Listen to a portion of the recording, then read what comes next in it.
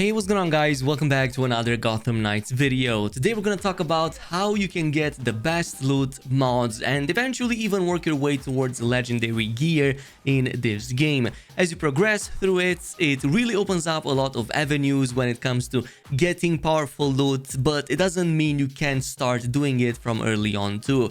So hit that like button if you enjoyed this, it also helps the channel a lot, and let's dive right in.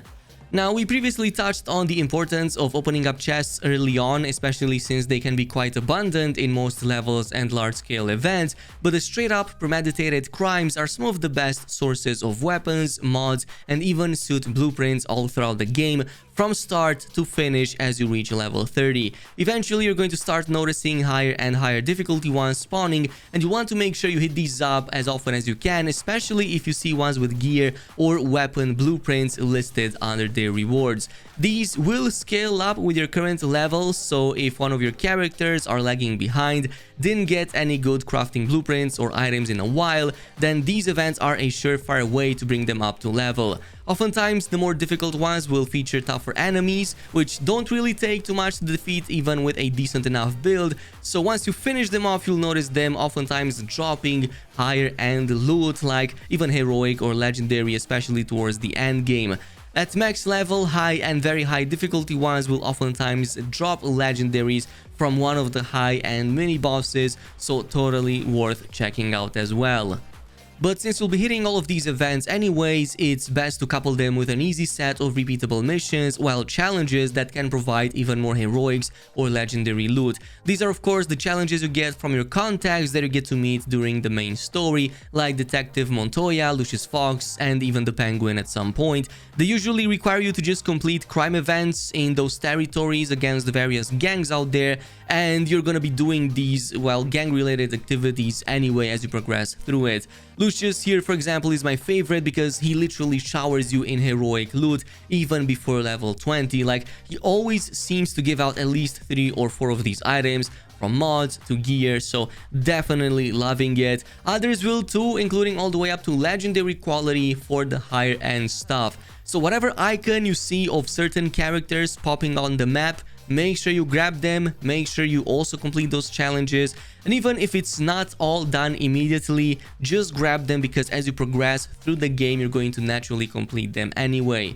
Also, no reason to save on them for higher level stuff, even though in theory you can scale the rewards up, but I don't think the wait is worth it. All of these quests are fully repeatable. I've done them over a dozen times each, and they still give me loot past level 30. But moving on to number 3, did you know that Bruce hid a lot of secret loot caches all around Gotham, which contain guaranteed heroic loot earlier than probably most other methods I've used? These are pretty simple challenges which involve navigating fast through a handful of checkpoints until the challenge completes and gives you the coordinates to the nearby secret stash. The first one you'll see starts very early on, I believe even before reaching level 15, and in this footage I was able to get it very close to the Elliott Center. Well, if you go ahead and complete it, it's going to open up the rest of the caches and you'll get to see them all the time on the map. As a matter of fact, these will respawn every single night. So every time you're back into the city, you're going to see them, which means there's no need to save them for a higher level. Just go ahead and grab them whenever you can, even at lower levels. I've probably finished a few dozens of these several nights all throughout the leveling stages, and I'm still getting like 6 up to 7 and maybe even more spawning every single night. For the most part, they seem to be giving a ton of mods, which in this case, given they are guaranteed heroics, means that they can buff your damage insanely high. Like, just one mod can double your damage, and some weapons and gear can hold up to 3 of them, so you can effectively turn, for example, a 400 plus power weapon into a 2000 plus, which will absolutely melt enemies. Oh, and always aim for the ones with status effect build-up when it comes to mods. You can thank me later, these are the best in the game by far.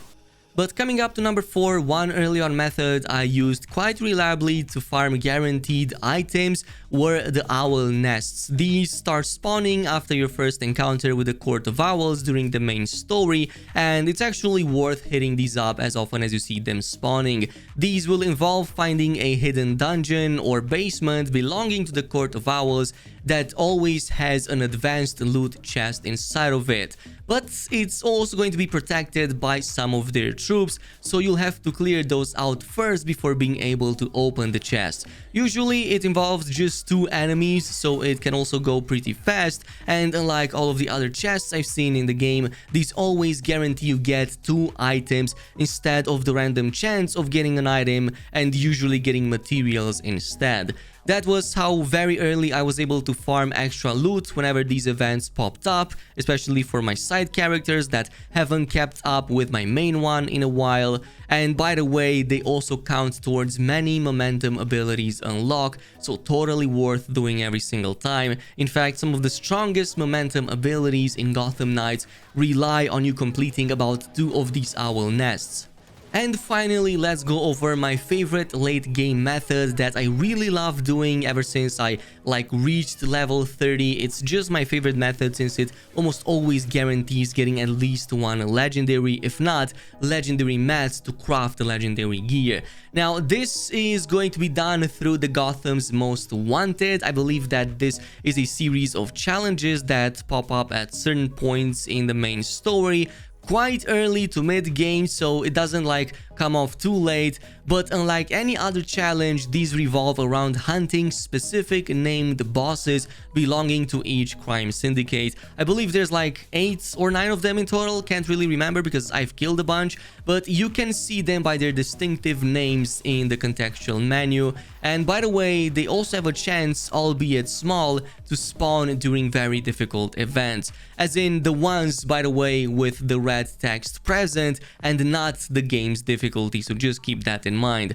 So every now and then when you go into one of these high difficulty events, you should see one of these names popping up on your screen. They are clearly visible and marked so that you know that these are important targets that you need to make sure they go down. Once you do beat them, which shouldn't take too much, they do drop a guaranteed legendary item or blueprint, depends on the case, but also hundreds of all of the crafting materials in Gotham Knights, including over 800 of these yellow legendary crafting mats. If you defeat just a couple of these enemies, that's pretty much the equivalent of even up to 2 characters worth of full legendary gear for suit, melee, and ranged weapons. That's why at level 30 with a decent build, I always make sure to hit these up. And even if they don't happen to spawn at these very difficult events, it's still worth hitting them up because they always have a higher chance to drop legendary gear, or at the very least something that is worth your time. If you look at the legendary gear, as you progress through the game, you're going to notice that the crafted gear becomes more and more important. Early on, it's pretty weak compared to what you usually get from drops and from loot chests and from enemies, but starting about level 20, 25, and especially once you hit 30, the crafting gear greatly outpaces anything else that drops from enemies. The legendary gear can have up to 3 of these mod slots, which means pretty much 300 to 400% plus power, if not also the other stats, and it just buffs your damage massively. In the case of Robin over here, it just turned him into a complete beast. And not only that, they also have special perks that are much stronger than anything else in the game, like this one that, for example, doubles the chances that I apply a status effect with every single hit I do. And this is on top of the fact that I already have a massive status build-up as it is. Anyway, this is pretty much it with the farm. Let me know down below if there's any other method that you might have found out and I didn't touch on in this video. As always, thanks so much for watching, and I'll see you guys in the next video.